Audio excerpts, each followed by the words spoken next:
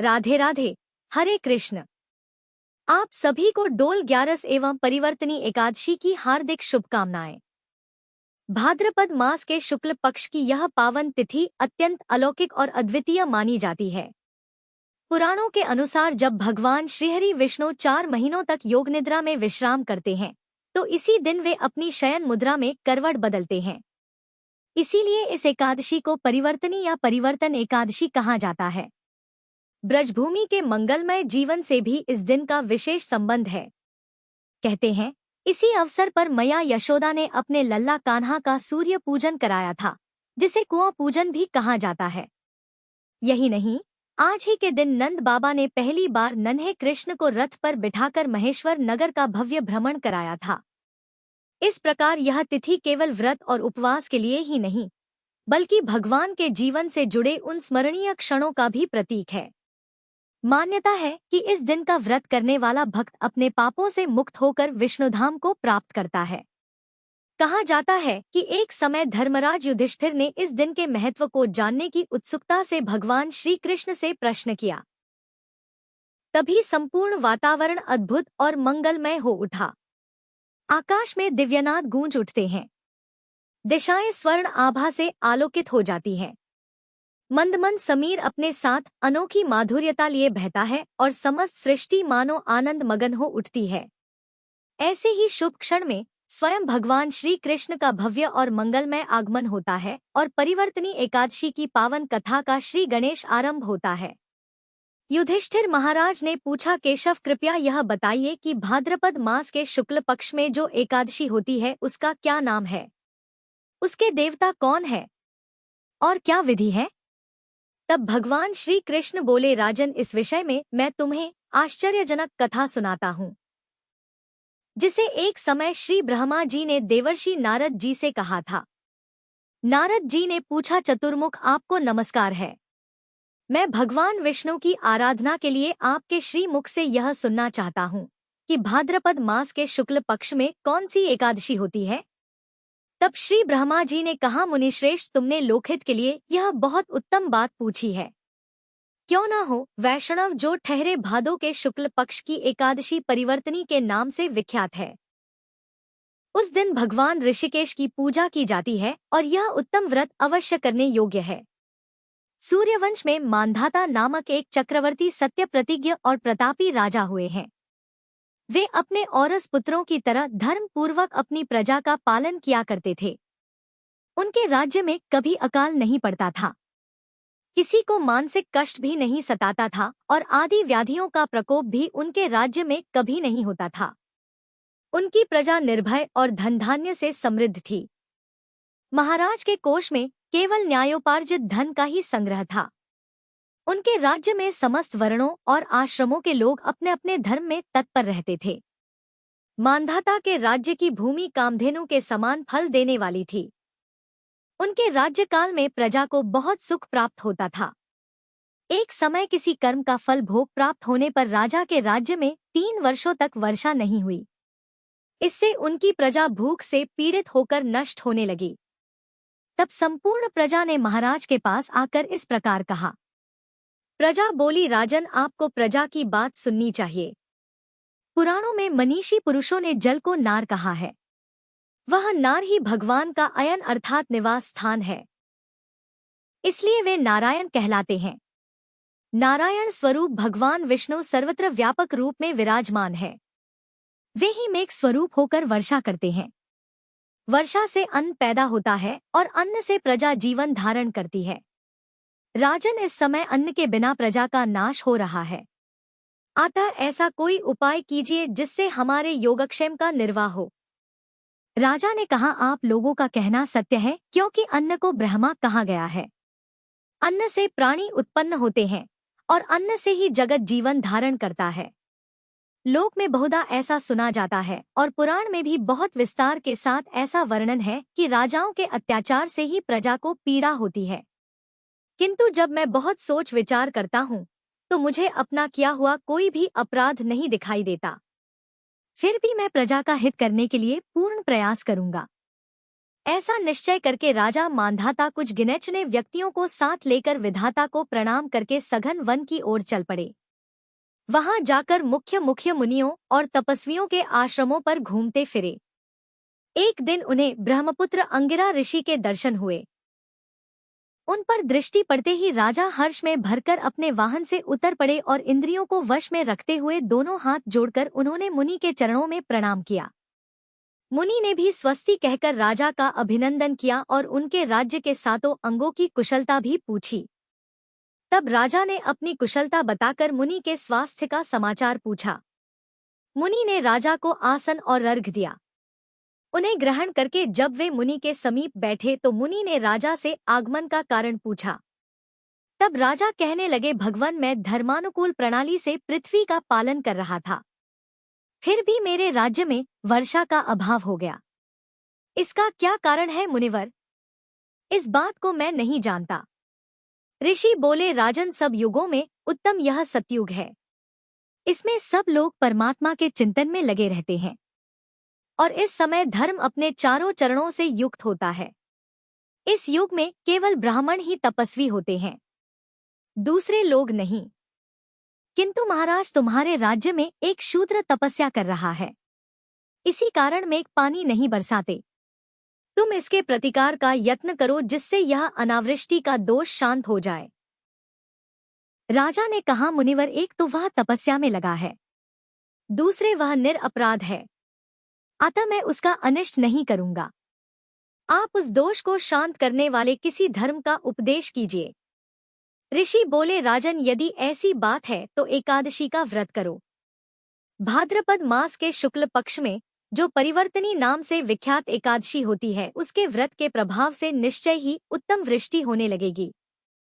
राजन, तुम अपनी प्रजा और परिजनों के साथ इसका व्रत करो। तब ऋषि के यह वचन सुनकर राजा ऋषि को प्रणाम करके अपने महल वापस लौट आए। फिर उन्होंने चारों वर्णों की समस्त प्रजा के साथ भादो के शुक्ल पक्ष की एकादशी का व्रत किया। इस प्रकार व्रत करने पर मेघ पानी बरसाने लगे। पृथ्वी जल से परिपूर्ण हो गई और हरी भरी खेती से सुशोभित होने लगी और उस व्रत के प्रभाव से सभी लोग सुखी हो गए। भगवान श्री कृष्ण धर्मराज से कहते हैं, राजन, इस कारण इस उत्तम व्रत का अनुष्ठान अवश्य करना चाहिए। परिवर्तनी एकादशी के दिन जल से भरे हुए घड़े को साफ सफेद वस्त्र से ढककर दही और चावल के साथ ब्राह्मण को दान देना चाहिए। साथ ही छाता और जूता भी देना चाहिए। दान करते समय इस प्रकार से कहना चाहिए कि बुधवार और श्रवण नक्षत्र के योग से युक्त द्वादशी के दिन बुध श्रवण नाम धारण करने वाले भगवान गोविंद, आपको नमस्कार है, आपको नमस्कार है। मेरी पाप राशि का नाश करके आप मुझे सभी प्रकार के सुख प्रदान करें। आप पुण्यात्मा जनों को भोग और मोक्ष प्रदान करने वाले तथा सुखदायक हैं। राजन, इसके पढ़ने और सुनने मात्र से मनुष्य सब पापों से मुक्त हो जाता है। इस प्रकार जब भगवान श्री कृष्ण ने धर्मराज युधिष्ठिर को परिवर्तनी एकादशी का व्रत महात्म्य सुनाया, तब धर्मराज के हृदय की सारी शंकाएं शांत हो गई। उनके चेहरे पर संतोष और भक्ति का तेज झलकने लगा। युधिष्ठिर महाराज हाथ जोड़कर बोले, नाथ, आपने आज मेरे मन के सभी संदेह दूर किए, मुझे धर्म का सार समझाया और एकादशी का अद्भुत महत्व भी बताया। अब यह व्रत मैं और मेरे समस्त भाई अत्यंत श्रद्धा से अवश्य करेंगे। ऐसा कहकर युधिष्ठिर महाराज ने भगवान श्री कृष्ण के चरणों में प्रणाम किया और उसी समय भीम, अर्जुन, नकुल और सहदेव भी वहां उपस्थित होकर कथा श्रवण से धन्य हुए और सभी ने व्रत करने का संकल्प लिया। सभा में उपस्थित महारानी द्रौपदी और महल की अन्य स्त्रियां भी हर्ष और भक्ति से भर उठी। उस पावन क्षण में समस्त राजमहल में जैसे दिव्य प्रकाश फैल गया। शंखनाद और मंगल ध्वनियां गूंज उठी। देवताओं ने पुष्प वर्षा की और हर कोई श्री कृष्ण की महिमा का गान करने लगा। इस प्रकार कथा के श्रवण से धर्मराज युधिष्ठिर को धर्म का गढ़ ज्ञान प्राप्त हुआ और समस्त सभा भक्ति भाव से श्री हरि के चरणों में लीन हो गई। सभी प्रेम से बोलिए, श्री लक्ष्मी नारायण भगवान की जय, परिवर्तनी एकादशी की जय। परंतु भक्तजनों, यह कथा यहीं समाप्त नहीं होती, क्योंकि शास्त्रों में स्पष्ट कहा गया है कि जब तक भगवान श्री हरि की प्राणप्रिय तुलसी माता की कथा का श्रवण भी न कर लिया जाए, तब तक एकादशी की कोई भी कथा पूर्ण नहीं मानी जाती। तुलसी माता ही वह पवित्र स्वरूप है जिनकी सेवा और पूजन से स्वयं श्री नारायण प्रसन्न होकर भक्तों को अक्षय फल प्रदान करते हैं। जिस प्रकार दीपक के बिना अंधकार दूर नहीं होता, उसी प्रकार तुलसी महिमा के बिना एकादशी का व्रत अधूरा है। इसलिए आप श्रवण कीजिए श्री हरि की प्रियतमा समस्त भक्तों का मंगल करने वाली पुण्य की मूर्ति माता तुलसी की पावन कथा।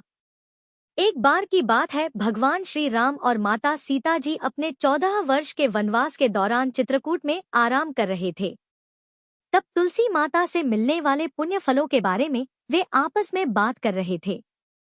बातों ही बातों में माता सीता जी के मन में कुछ प्रश्न उठे तो उन्होंने भगवान श्री राम से कहा, हे प्रभु, मेरे मन में कुछ प्रश्न उठ रहे हैं जिनके उत्तर जानने के लिए मेरा मन बेचैन हो रहा है। तब भगवान श्री राम ने कहा, हे देवी, आपके मन में भला कौन से प्रश्न उठ रहे हैं? आप जल्दी बताइए, मैं आपके सभी प्रश्नों के उत्तर और उनका रहस्य भी जरूर बताऊंगा। तब माता सीता जी ने कहा, हे प्रभु, तुलसी को जल कैसे देना चाहिए और तुलसी को जल देने की सर्वोत्तम विधि कौन सी है? तुलसी को जल देने का मंत्र कौन सा है?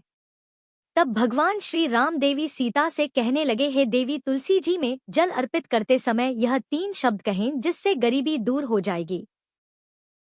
एक बार माता सीता ने भगवान श्री राम से तुलसी जी को जल देने के महत्व के बारे में पूछा तो भगवान ने उन्हें उसका महत्व सुनाया।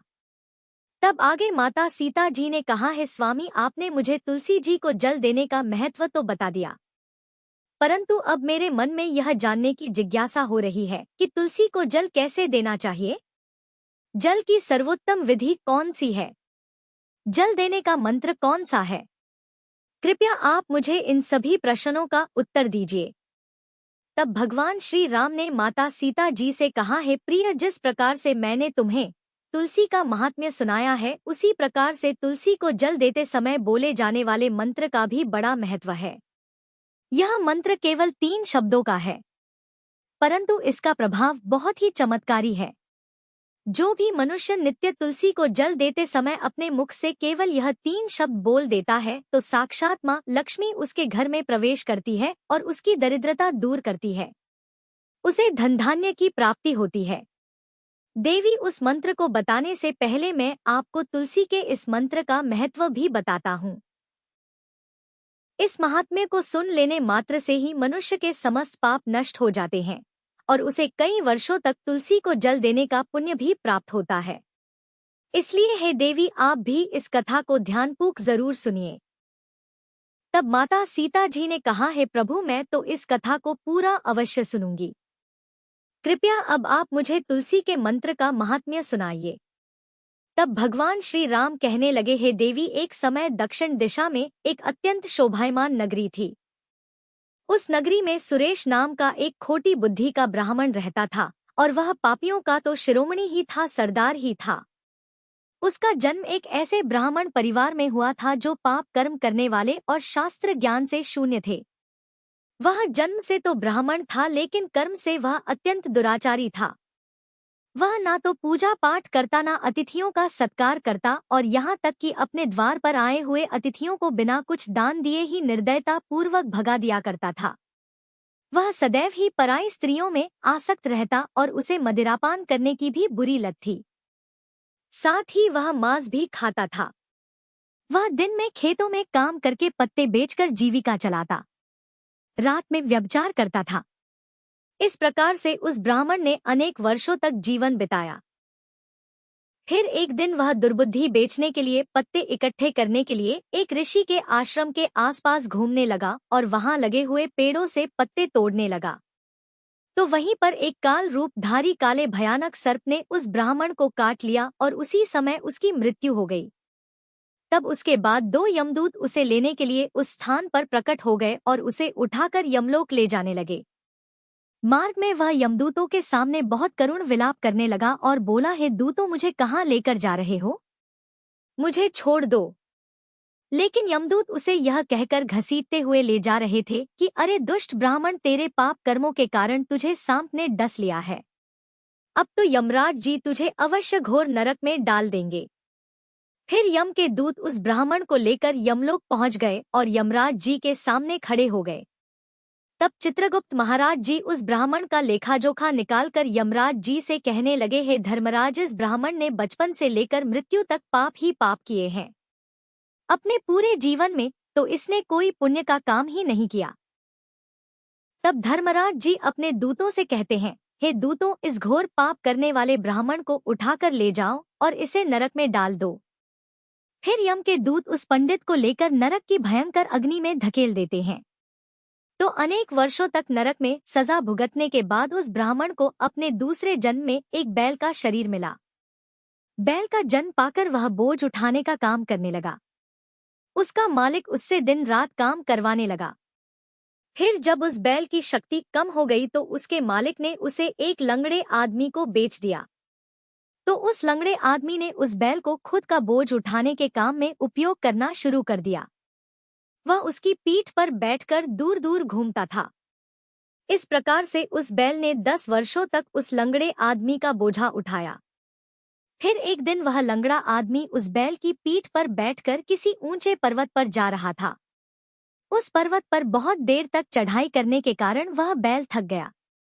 उसकी शक्ति कम हो गई और वह बेहोश होकर जमीन पर गिर पड़ा और अंतिम सांसें लेने लगा। तो वहां पर खड़े लोगों को उस बैल पर बड़ी दया आ गई और वह उसके मुख में पानी डालने लगे।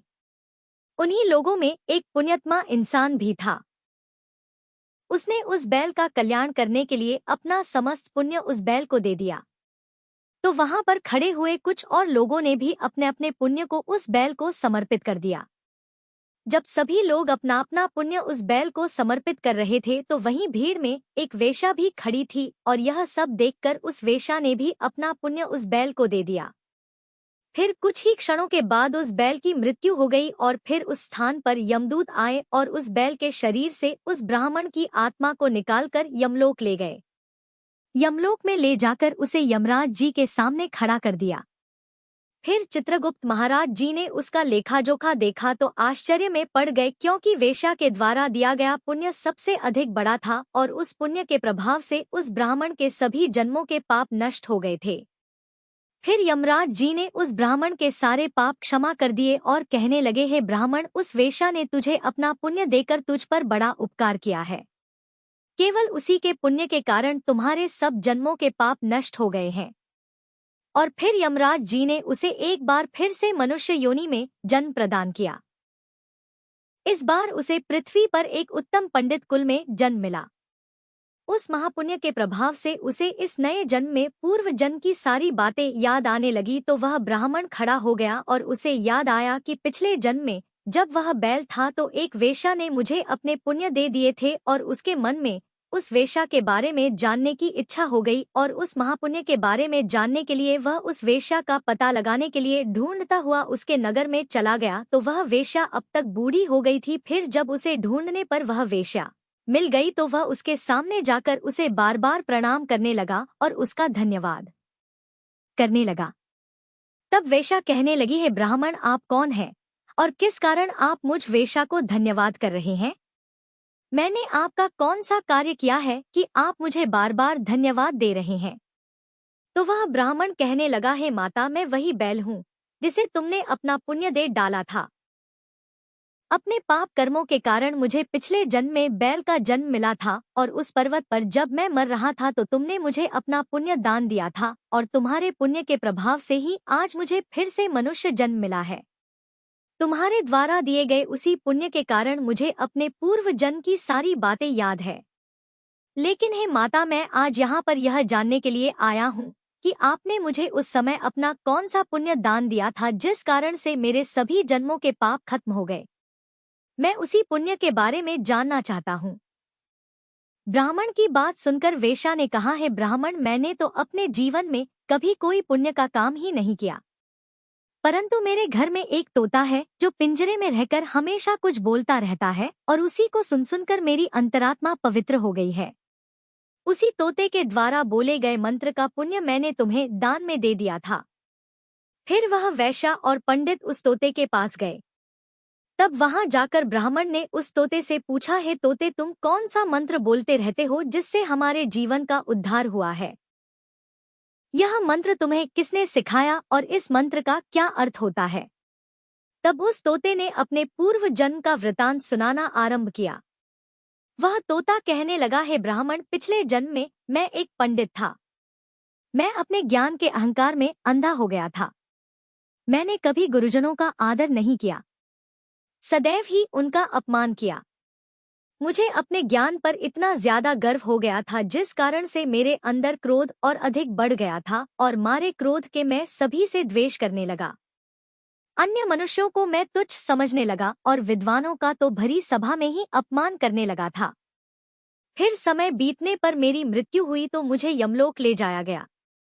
पूज्य जनों और गुरुजनों का अपमान करने के कारण मुझे तोते के कुल में डाल दिया गया और मेरा जन्म एक तोते के रूप में हो गया।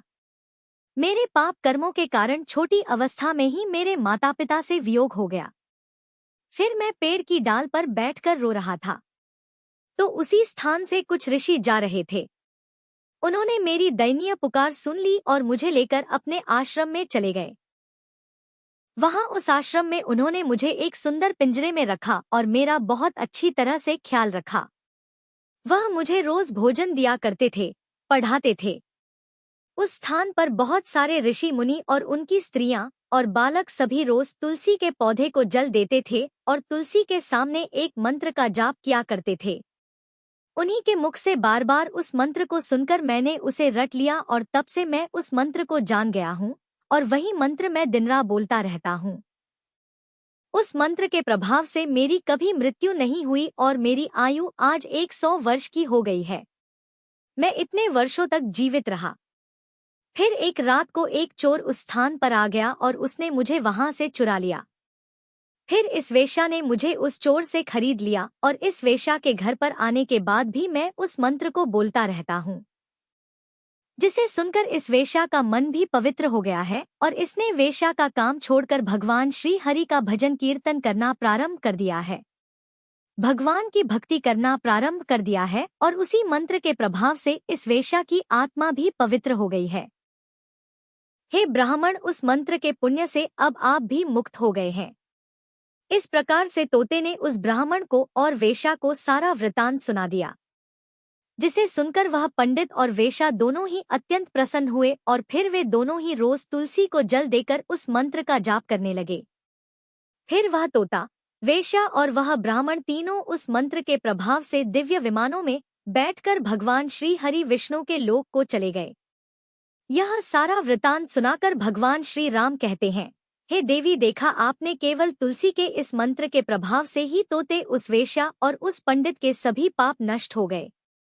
इसलिए सभी मनुष्य रोज तुलसी को जल देते समय एक मंत्र का उच्चारण अवश्य करें। हे देवी, वह मंत्र इस प्रकार है जिसे आप भी ध्यान से सुनिए।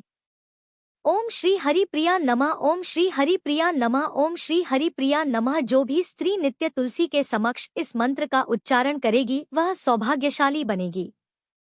जो भी पुरुष तुलसी के सामने इस मंत्र का उच्चारण करेंगे उसे अपार धन की प्राप्ति होगी। जिस घर के सामने नित्य तुलसी की पूजा की जाएगी उस घर में साक्षात मां लक्ष्मी का वास होगा। तुलसी जी का यह मंत्र राजकल्प तरु है। यह समस्त फलों को प्रदान करने वाला है। इसलिए जो भी तुलसी के सामने इस मंत्र का उच्चारण करेगा उसे संपूर्ण सिद्धियां प्राप्त होंगी। स्त्रियों को सदैव ही स्नान करके अपने बाल बांधकर मांग में सिंदूर भरकर नित्य तुलसी को जल देकर इस मंत्र का उच्चारण करना चाहिए। रोज तुलसी के पौधे की परिक्रमा करने के साथ ही सभी पाप नष्ट हो जाते हैं। रोज शाम के समय तुलसी के पास दीपक जलाएं और तुलसी के पास बैठकर भगवान विष्णु की आराधना करें। तुलसी के पास दीपक जलाने से मनुष्य को धन धान्य की प्राप्ति होती है। हजारों अमृत के घड़ों से नहाने पर भी श्री हरि को इतनी तृप्ति नहीं मिलती जितनी मनुष्य के द्वारा तुलसी का एकमात्र एक पत्ता चढ़ाने से ही हो जाती है। 1000 गायों के दान से मनुष्य जो फल प्राप्त करता है वही फल तुलसी के पत्ते के दान से पा लेता है। तो इस प्रकार भगवान श्री राम ने माता सीता जी को तुलसी जी का महात्म्य सुनाया। तो यह थी तुलसी माता की कथा। सभी मिलकर प्रेम से बोलिए तुलसी मैया की जय। श्री हरि विष्णु भगवान की जय। इस पावन एकादशी व्रत कथा को सुनने के लिए धन्यवाद। भगवान श्री हरि विष्णु की कृपा आप सभी पर बनी रहे। अगर यह कथा आपको अच्छी लगी हो तो वीडियो को लाइक करें, चैनल को सब्सक्राइब करें और कमेंट में लिखें जय श्री हरि।